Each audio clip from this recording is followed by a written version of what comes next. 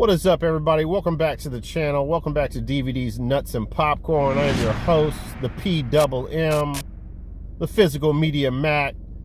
And I'm back, guys. I missed a weekend. I think I made a video every weekend for at least a couple of months, maybe 3 months. And I missed last weekend because of work. But I'm back with another video. I have, let me see, 1, 2, 3, 4, 5, 6, 7, 8, 9, 10, 11, 12 movies to go over with you guys. I hit up the horror hole. I'm going to talk about 2 movies from Dollar Tree from previous videos that I've watched recently.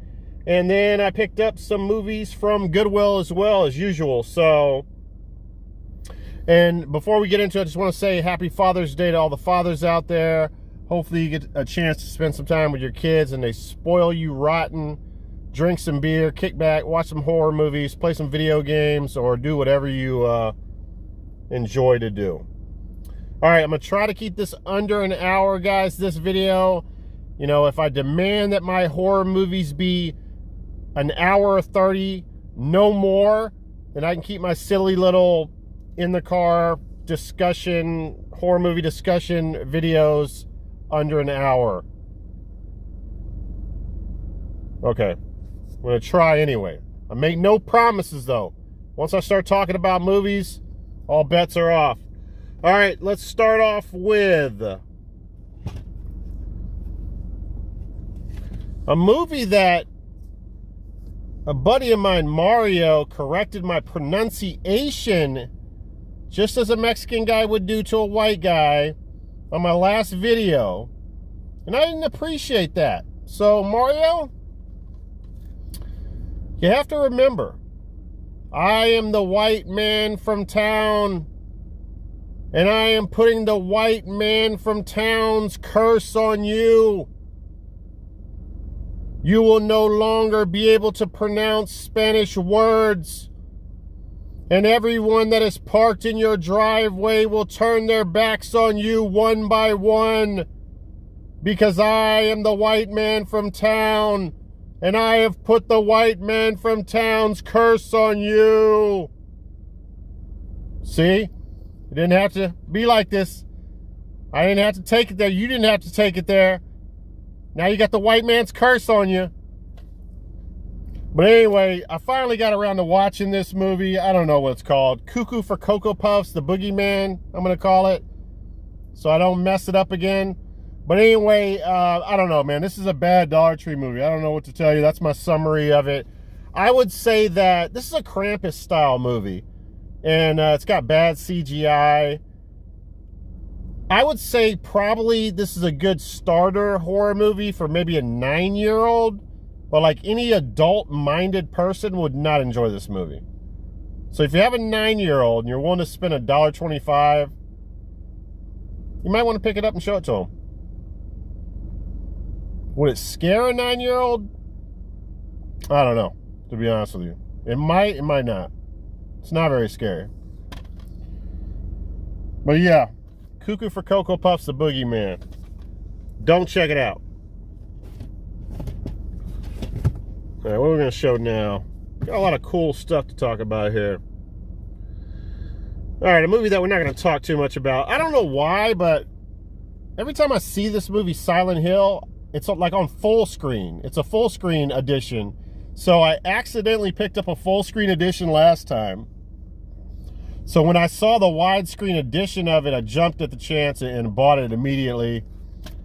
Paid a couple bucks for that. All my Goodwill sell their DVDs for $2, $1.99. Oh yeah, this actually has something pretty cool to it. So this is a movie I haven't seen in years, by the way. So check that out. How cool that looks. The artwork and the disc. I don't know if all widescreen discs look like that. And I don't believe that every edition comes with this. Maybe it does, but you guys let me know. But check this out. Well, I'll show you the little slip in here first. Collect these great other DVDs. It's always a big plus when I get used DVDs and they have their paperwork. A lot of the times I'll leave them behind. It's almost like video games with me. So check this thick booklet out right here. I was very surprised to see this in here. It's got the Konami on it, just like a video game. And then it's got this comic book. A full, like, let me see. I don't know, 25 to 30 page friggin' comic book. Silent Hill, the comic book. It's friggin' crazy. So I thought that was really cool. It says Silent Hill Among the Damned. Scott Simpson and Sean Thomas. Written by Scott Shinson. And yeah, man, pretty cool. I never thought that would be inside of a DVD. So now I'm kind of excited to watch this. I haven't seen this movie in years. But we'll talk about this in the next video. I'll make sure I watch this in the following week. After this weekend, I'll watch it.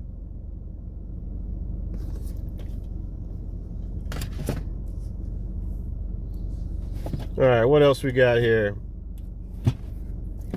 All right, this is an interesting one. So I picked this up from the Horror Hole. I've heard a lot of things about this movie. I've heard a lot of people talk about it, kind of at a distance, like not knowing whether it was good or not, but I know of the movie. I've seen the previews of it. I've seen other people pick it up, but I haven't really heard too much about it, whether it was good or not. This is a 2012 film, and there's really no way that I can possibly sell you on this movie being good, guys. So I will just tell you that it's so bad that it actually won me over. I'm just going to put it to you that way. But be warned. Do not even come close to attempting to try to make sense out of anything that happens in this friggin' movie. It's very nonsensical. Now, the guy who... Let me see. Who did direct this? I'm not even sure now. Let me see. I might be mixing this up with another movie. I think I am, actually. But you can see from the cover there, and we'll be talking about this in a moment, guys. This, if you've ever watched Urban Legend, this is the killer from Urban Legend. They literally stole the killer from Urban Legend. He's basically just wearing a Parker. I could be the killer in this movie. I could put on my Puff Daddy, my P. Diddy fox fur hoodie and be the killer. I'm probably going to do that for Halloween. But yeah, man, that is the Urban Legend killer for sure. So this movie is basically these three friends, or two friends, well, we'll just say three friends. They know each other from work, right? Two guys and a girl. They're going home from a party. The one guy's drunk as hell, and he's like, you need to stop at an ATM. And they have this ATM out like in the middle of nowhere, and it has it's not like just your regular ATM that's outside. It has an enclosure built around it, so it's almost like it's a building that you can go in. I don't know, you can fit like 4 or 5 people in there. They actually have one around the corner from my house, a Bank of America one, that you use your credit card to get in the door, and then you're secure inside of it. There's an ATM or multiple ATMs in it.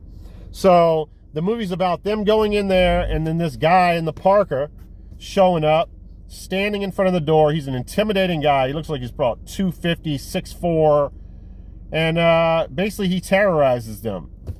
So this movie has, I'm going to give up the reveal of the movie because I don't really feel like it's a good reveal at all. It's a really sucky ass reveal.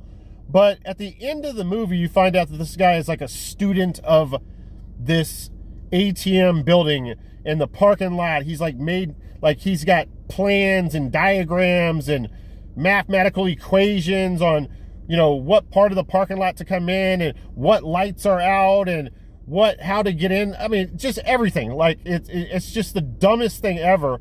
And he spends probably 20 minutes of the movie trying to break into the back of the damn ATM. If he's such a student of the fucking ATM, wouldn't he know how to break into the back of the fucking ATM or building? So the guy shows up with no fucking weapon. This just boggles my mind. He has no weapon. Okay, I don't know if he had an axe, if they would have if Urban Legend would have sued him or what. I assume they could not, right? I mean, at least have a knife, something. He shows up with no weapon at all, and he ends up breaking in their car, getting a tire jack. So that ends up being like his main weapon in the fucking movie. It's ridiculous. What else? I don't know. This movie is, like I said, it's so bad that it's actually pretty good. It's so over the top and cheesy and just ridiculous that, I don't know, there's some fun to be fucking had with the movie. At this one part, I don't know if this is part of his plans, but he finds a fire department water hose and he turns on the water. Mind you, it's 5 degrees. They keep showing the temperature there. It's minus 5 degrees. There's no snow, no ice outside at all. And they're like breathing, like literally you can see frost coming out of their mouths when they breathe inside. And he takes the water hose and puts it in a vent. And now he's filling up this ATM structure with water. They're getting all soaking wet. It's pretty funny, man. There's some definitely some funny scenes in this movie. And yeah, man, ATM, check it out if you like bad movies.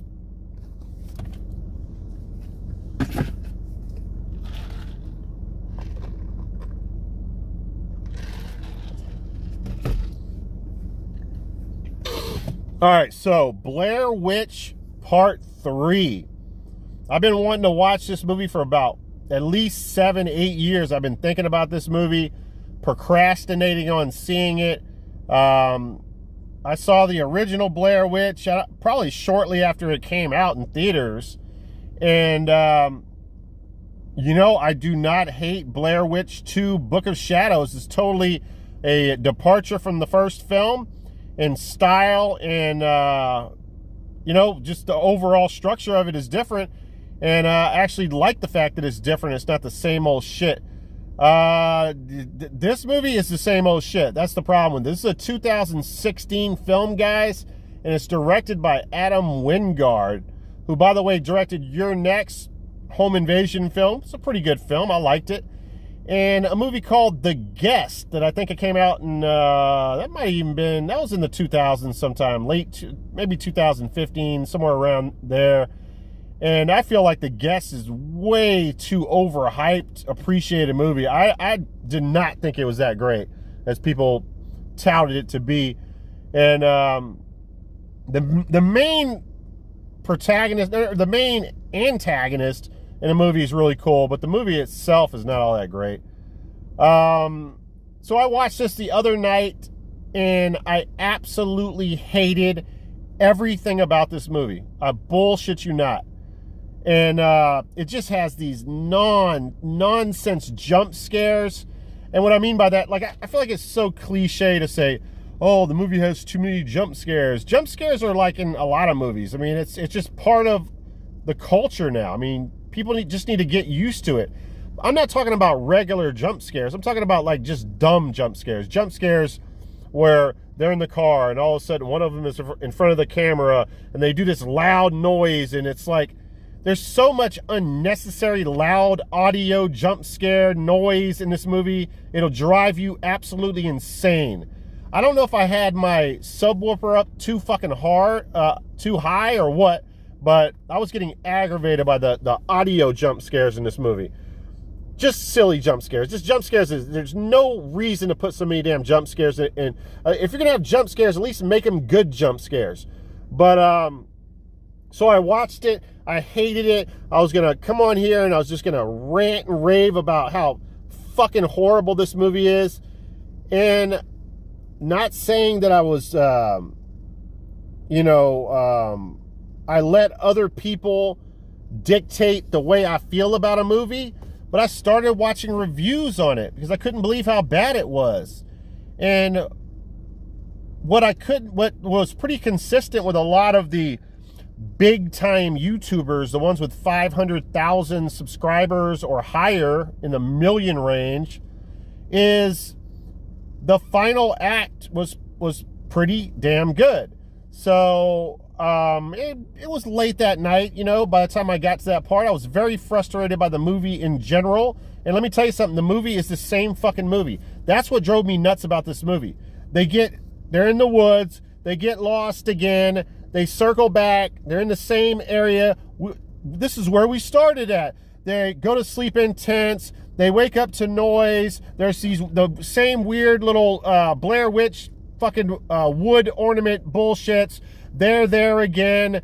The arguing amongst each other, bickering because they're going nuts. They find a house at the end. The end of the movie, the camera falls over on its side. The whole fucking movie's the same. Except for the last 15 minutes of the movie. So everybody kept on harping on that. And I'm like, fuck it. I'm going to detach the whole fucking movie. And I'm going to sit down and I'm going to watch the very final act where before they find the house, right? And I wasn't too big on when they found the house. I thought it was a lot better in the original Blair Witch. The house looked cooler from the outside, but not a huge fan of the way it looked from the outside. But right before they find the house, they're probably like 5 minutes before they find the house, because I think the witch is like chasing them in the woods and shit. But I am telling you, man, holy shit, I was wrong. When they get inside, what I would not do to see this movie in the fucking movie theater, I'm telling you right now, the audio is so fucking on point. This house setting, the lighting, the cinematography is so insanely good in this last 15 minutes. This house scene is so good. I cannot believe I missed on it the first time I watched it. It is so fun. It is so badass. It absolutely saved one of the worst horror movies I've seen from a big franchise in a long time. Now it's a movie, it's a must own just because of that last 15 minutes. I am telling you, man, that house is scary as fuck, and it is done so good. So shout out to Adam Wingard, who I was going to talk so much mess about in regards to this movie, but man, he really pulled it out at the end there. It is exceptional what is done in that house. You got to see it. The light coming through the floorboards and the wall boards, everything just looks insanely cool. I love it. I absolutely love it, man. Other than that, it's a carbon copy of the first movie. And the other stupid thing about the movie, it's not a remake. It is a sequel to the first film, because the main girl in the first movie, right? It's her brother is searching for her in the woods 20 fucking years later. What? 20 years later, now you're looking for her? It's retarded. No paperwork, unfortunately. I like the red, man. Blair Witch 3, an absolute must-own for Blair Witch fans. But overall, the movie sucked. It was just that last part in the house, man. It was great. And a little bit before that in the woods as well. They make the witch out to be this tall fucking, like, she's like 7 foot tall, or maybe even taller, like 8 foot fucking 6 or some bullshit. They really do some cool special effects with her that make her look larger than life, man. Yeah. Check it out.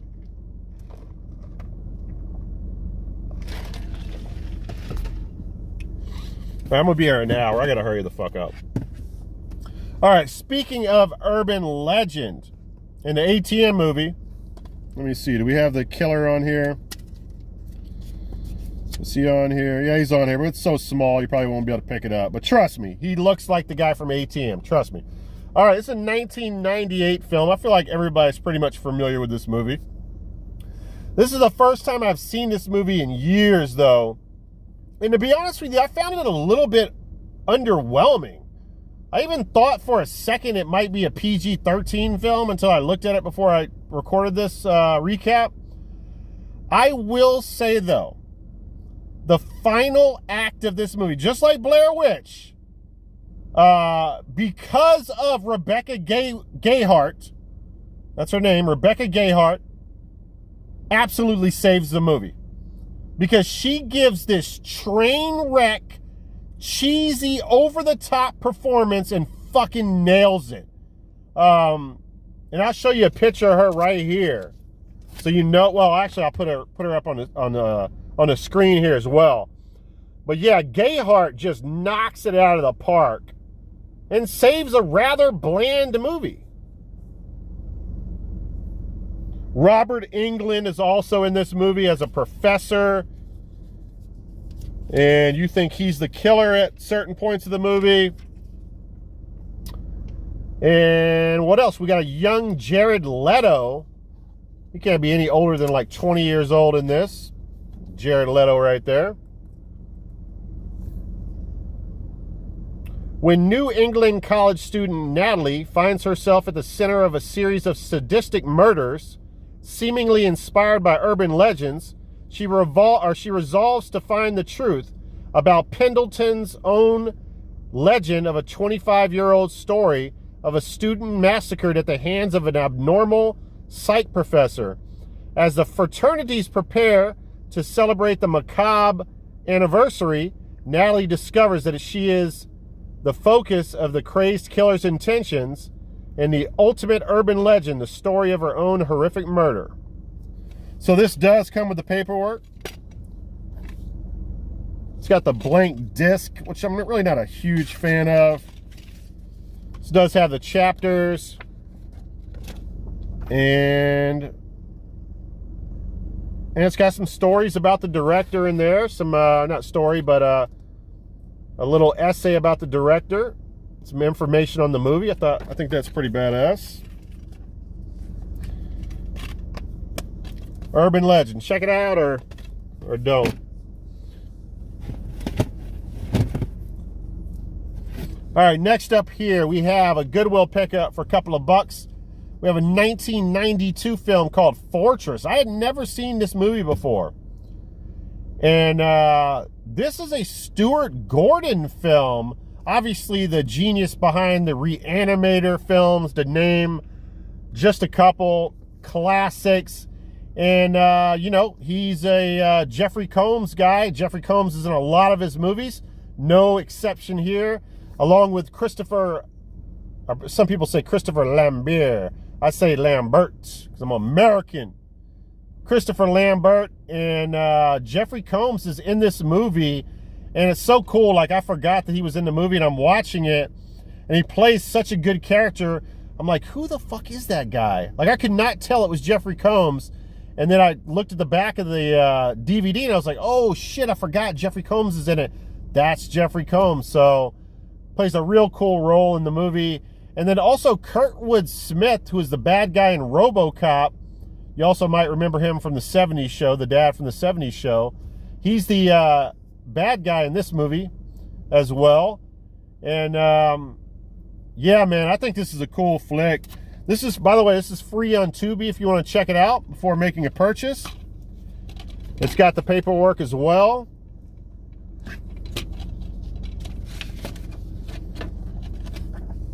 And again, I don't know if this is made by the same company, but it's the same little setup there as Urban Legend, right? Is this TriStar like, no, it's Artisan. So they got a very similar setup here.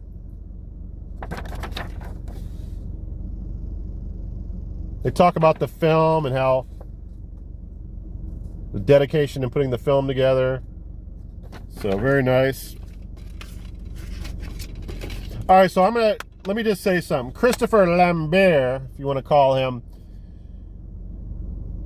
he is a terrible actor, okay? I am not going to front. Like, I don't care what anybody says. He's a cool actor. I'm not going to say he's not a cool actor, but he's a bad actor for sure.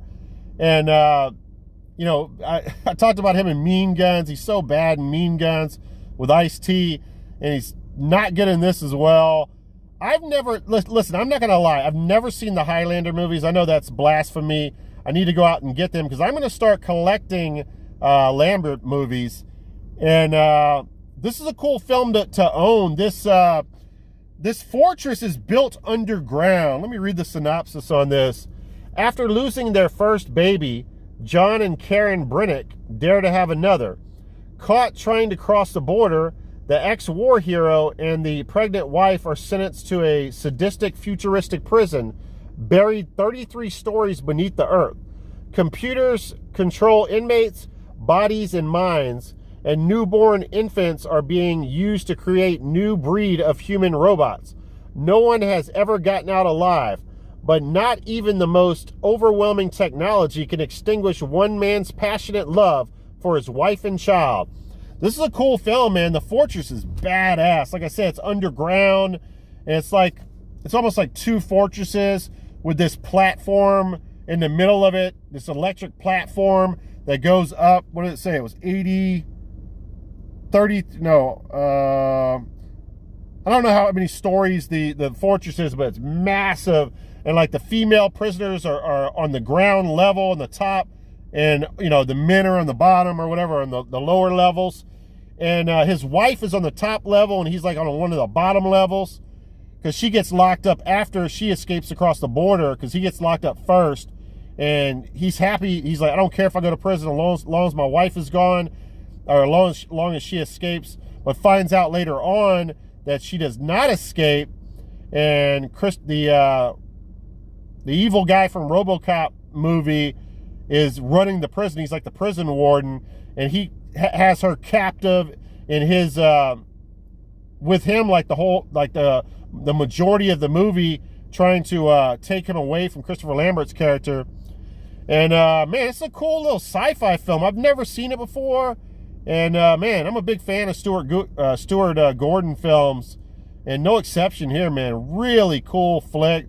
It's got good special effects in it, and yeah, man, I think it holds up even all these years later.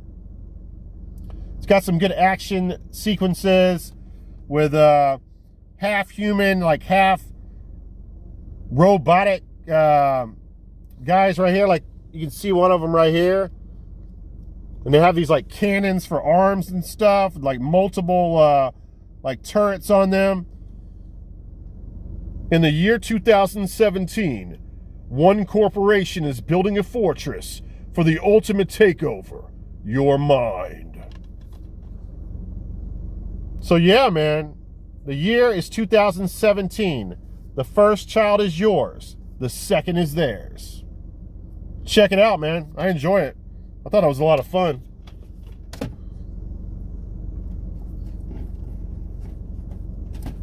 Oh, I want to say one more thing about this. Is, however you want to say it, Christopher Lambert or Christopher Lambert, is he the greatest Tarzan of all time? I'm going to say yes. I remember seeing him, hell, I must have been a kid, man, in The Legend of Tarzan. I think it was called Greystoke. He was so iconic in that movie. The greatest Tarzan of all time, yes or no in the comments.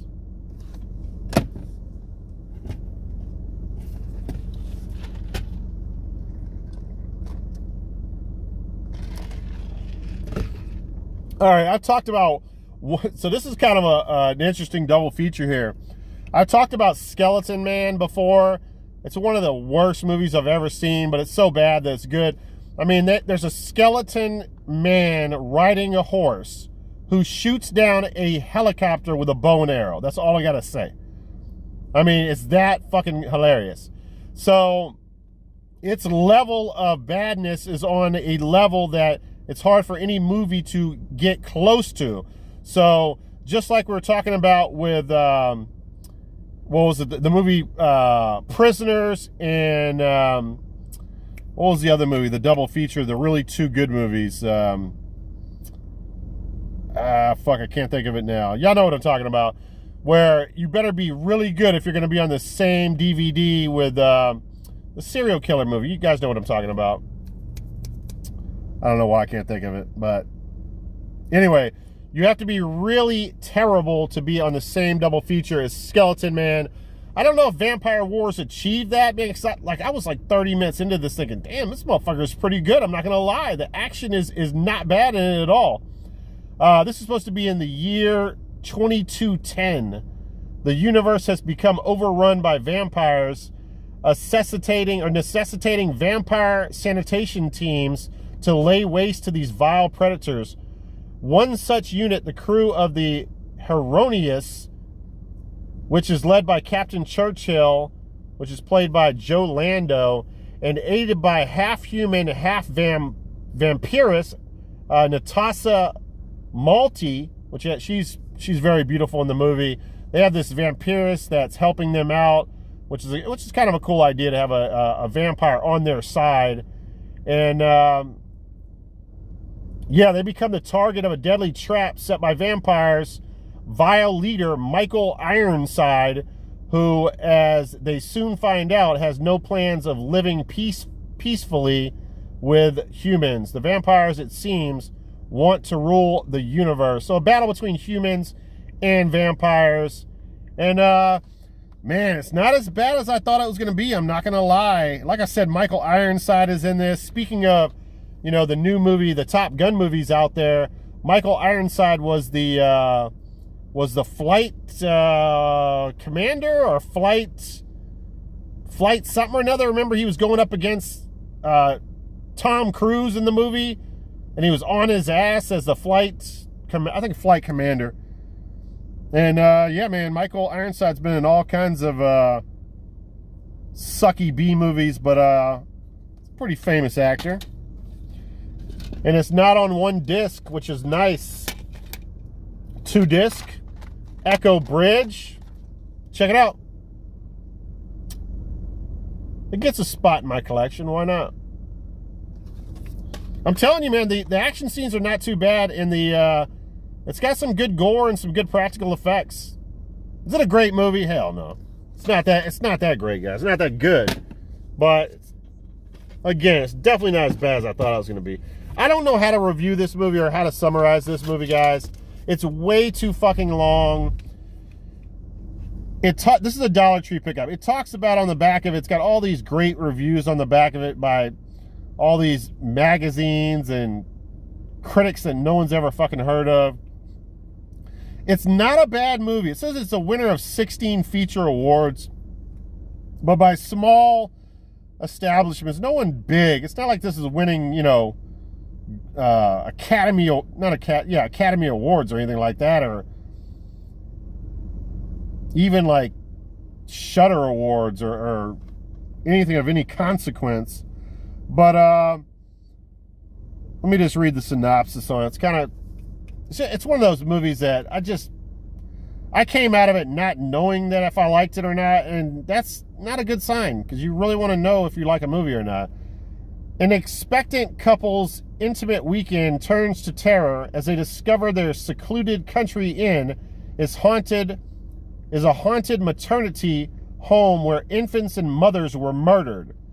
It's got a really dark story to it, where, you know, back in the day, they took these mothers in and they took their kids from them and they murdered them, and they're like burying kids for some reason without even aborting them. They're like burying kids underground while they're still alive.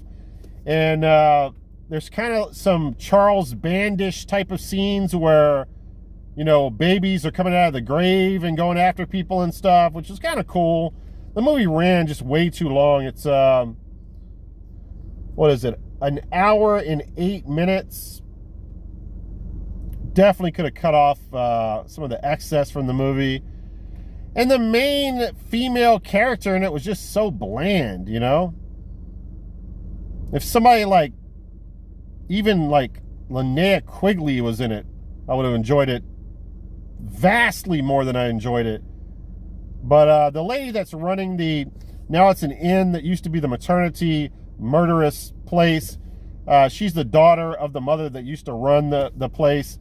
And once they start going there, they start hearing stories and find newspaper articles at the library, and they find out that they're in not a very good place to be for a vacation, and bad shit starts to happen. There's some creepiness to it, I'm not gonna lie, but overall, I don't think it's something I'm gonna keep for the collection.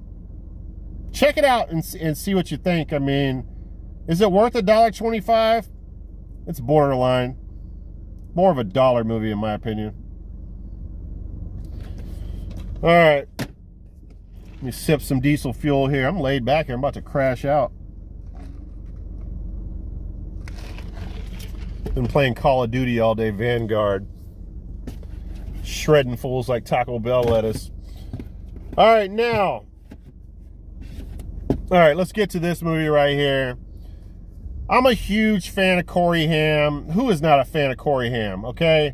Now, by the way, in the comments below, I want you to name me a great or really good movie that Corey Haim is in that is not The Lost Boys and is not License to Drive. Because those are epic films.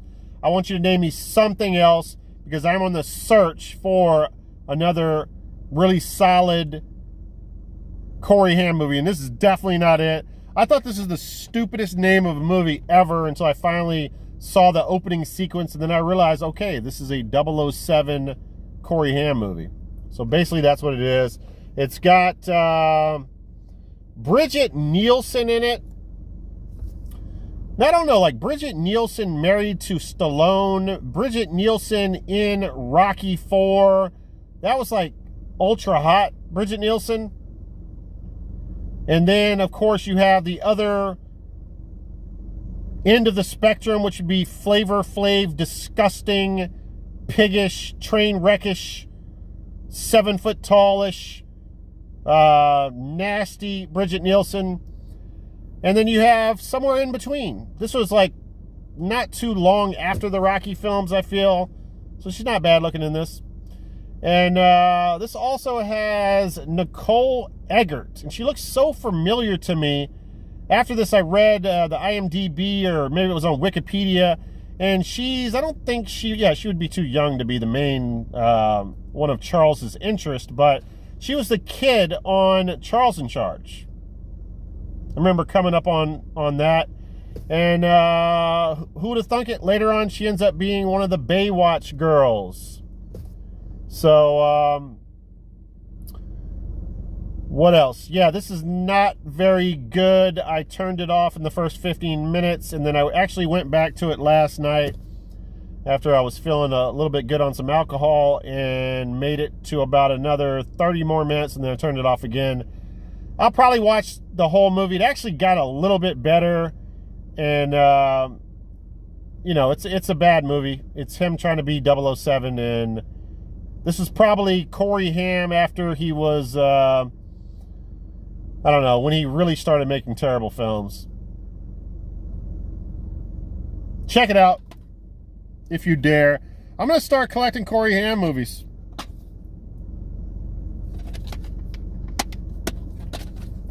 Why? Because I'm crazy. All right, next up here, we got three more movies, and I'll let you guys go. Oh, we're at 38. I gotta hurry up here. All right, we have The Running Man. It's a cool little DVD edition here. I'm gonna read the synopsis here. Let me do the synopsis voice for the first time in this video.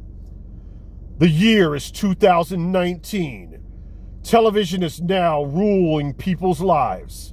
The most popular audience participation game show is The Running Man, where convicts can win pardons instead of parting gifts by defeating the murderous henchmen known as the Stalkers. The Stalkers I'm fucking this up. The Stalkers haven't had much of the challenge lately until Ben Richards' Schwarzenegger comes along. That was not a good synopsis voice. But anyway, watching this movie again after many years, I felt this movie was a little bit overhyped. I mean, Arnold is always good in movies, don't get me wrong, but his one-liners were really weak in this one.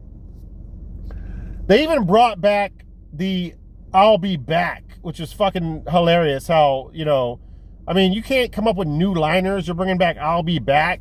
And then there was another one which was like, this one of the bad guys in the game show, he has like this backpack that has gasoline. He has a flamethrower, and Schwarzenegger drops down on him, breaks the hose going on to top of the tank, kicks him into the corner, and then he lights like a flare, and then he says, "Hey, need a light?" And okay, a lot of movies have used that in the past. I'm not gonna knock it for that. But then after he blows him up, he's like, "What a hothead." It's like so fucking hilarious. All throughout the movie, all of his one-liners are just super fucking lame. And, which is a shame because he usually has pretty good one-liners. I will say that Maria Chita Alonso in this movie, which by the way was in Colors. She was Sean Penn's love interest, the girl, in the barrio. And, on the other side of the tracks, as I would say. And I really thought that their chemistry was good in the movie. I liked both of them in the movie on screen together. I thought it worked very well. And then, of course, Richard Dawson, who I grew up on The Price is Right, one of the greatest talk show hosts of all time, of course, is a talk show host in this film. And then Jesse Ventura, the former wrestler, later on to be a governor, right? Might be the second best part of this movie. I want Jesse Ventura in more movies. I mean, obviously he was in Predator. He's in this. I don't know too many more movies that he's in, but I want to know. Comment below if he's in some really cool, cheesy action films, because I'll be collecting Jesse Ventura movies. He's fucking phenomenal in the movie. He's doing like workout videos and shit, and the only thing that sucks about, a lot of things suck about the movie. I mean, no, don't get me wrong. It's a good movie. It's just not great. It's not one of my favorite Schwarzenegger movies, but there's this scene where they made it like a computer fight to trick the audience members into thinking that Jesse Ventura killed Schwarzenegger's character. So you got to see a cool fight, but it was computerized. It was fake. And then at the end of the movie, when Schwarzenegger finally tracks down Richard Dawson's bodyguard fucking bitches out and won't fight Schwarzenegger. So you're like, fuck, that fight's not going to happen. Well, who cares? Jesse Ventura, of course, is about to bust through the fucking door and fight Schwarzenegger. Nope, doesn't happen. I cannot believe it doesn't happen. It's like, come on. You have to have a real fight between them to see who would really win in a fight. Never happens. Poor choice by the director. I cannot believe that these guys didn't battle it out. It's just him and Richard Dawson. He kills Richard Dawson off. And then the movie basically ends. And so, yeah, I mean, this is a cool DVD edition here. Special edition. I like the colors on it. It's got the special features on this, newly remastered widescreen and full screen versions. Documentary about the current state of privacy and criminal issues in the post 9/11 society. Game theory documentary. An inside look at the reality TV program and its cultural impact on society. Audio commentary with producer Tim Zitterman and director Paul Michael Glazer. Audio commentary by Robert Cohen, the executive producer, and a bunch of other stuff. Check it out, guys. All right, 2 more movies and then we're out. Oh shit, I gotta hurry up. All right, another movie that I picked up at the horror hole. This is a 2012 zombie movies, but zombies in this are in the background, which I really like about this movie. It's really more about the friendship of 2 former baseball players, or not even friendship, because they're like at odds in the movie, but I still feel like there's a real bond between them. And it stars Jeremy Gardner, who also directed the movie, and also stars Adam Cronum. So basically there's a plague that occurs, and it turns people into zombies. And these 2 guys, it doesn't really explain it too much. They used to be former baseball players. And it's cool because this movie has like multiple meanings, or at least that's the way I took it. The one character, the one guy, the baseball player, he's using a Walkman, so he's always has to have his batteries in his Walkman. So that's one meaning. And then they find these walkie-talkies and they put batteries in them, and they hear crosstalk between other people. So they're like crossing the New England landscape, and they're trying to find other people that are not zombies. So they find out, oh shit, there's more people alive that are not zombies. So now they're trying to connect with them. So there's the battery part with that. And then more than one batter in a baseball team is called a battery. All right. And then obviously, so also one of the guys is using a bat to kill zombies. So you have assault and battery. So really clever how they use the multiple meanings of battery.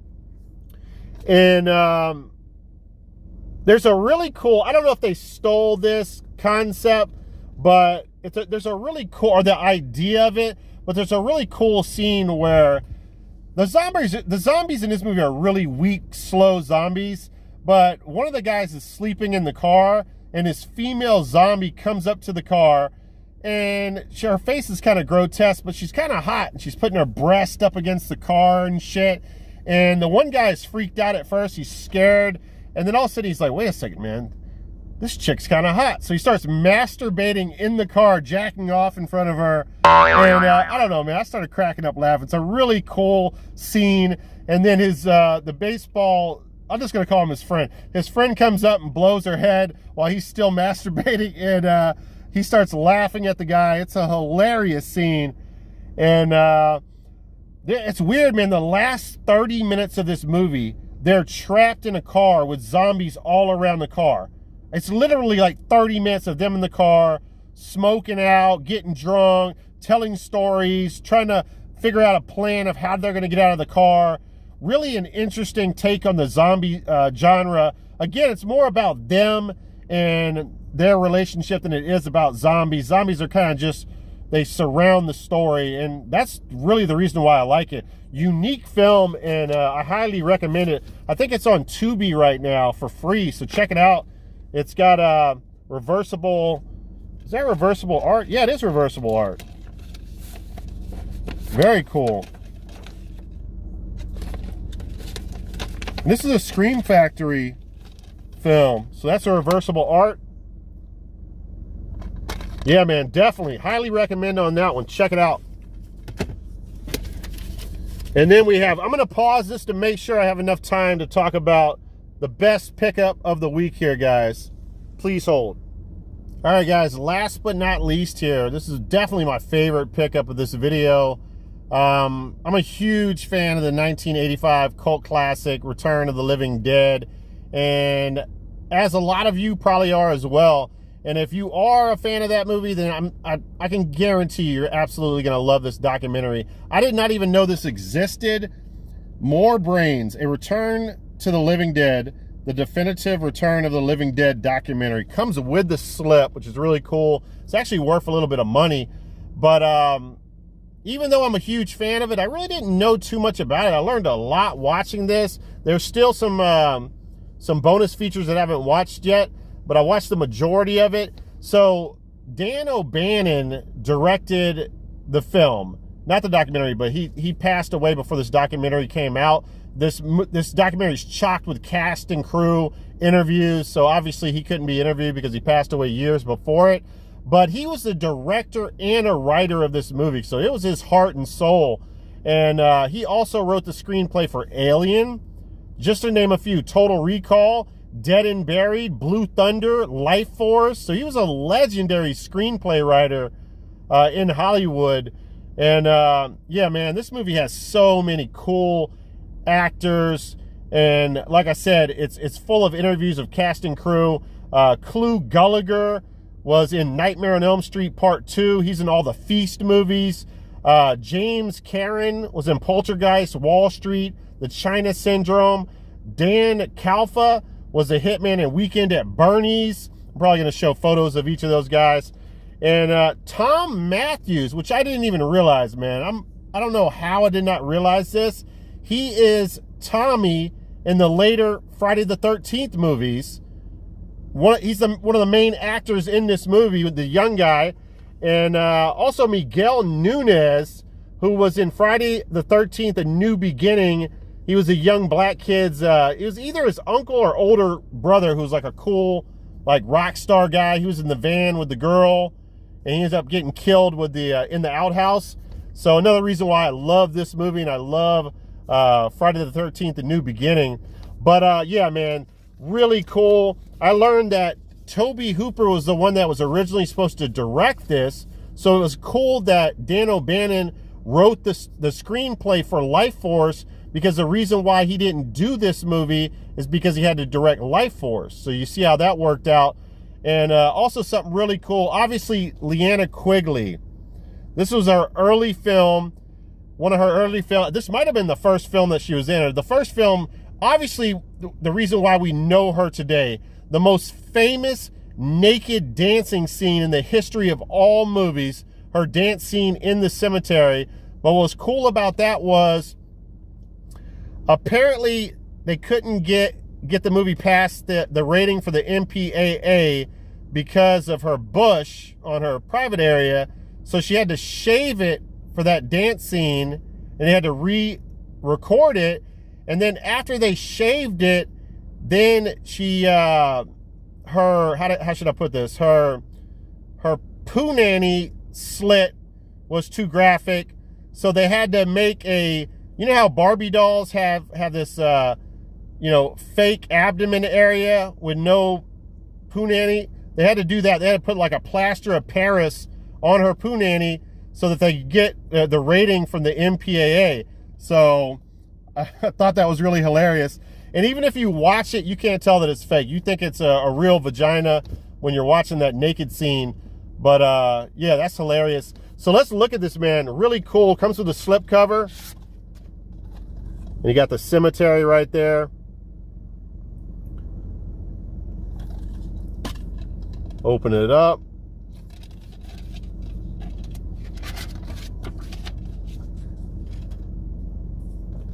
And it even has this guy. This guy is supposed to be the most famous zombie in the history of zombie movies. He's called Tarman.